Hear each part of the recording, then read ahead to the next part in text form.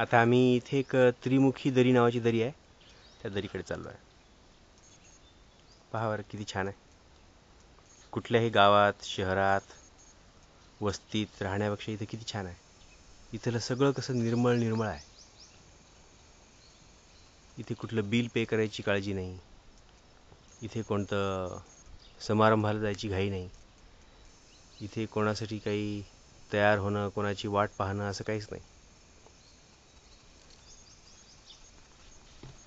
मन स्थिर आहे ह्या ठिकाणी आणि इथेच राहावंसं वाटतं आणि राहणारच आहे इथेच, निसर्गाच्या सानिध्यात. असं वाटतं की सगळ्या जगातला वेळ आपल्याला उपलब्ध आहे. वेळच वेळ आहे, वेळच वेळ, वेळच वेळ. There are people in the world who are money rich but time poor. We are time rich.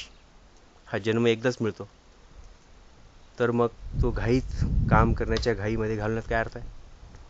त्यापेक्षा आम्ही साधं जीवन पण निवांत स्वतःला हवं तसं जगणार आहे. बघा किती सुंदर निसर्ग आहे. वाऱ्यावर डुलणारं गवत, पक्ष्यांचा आवाज, प्राणी, पाणी,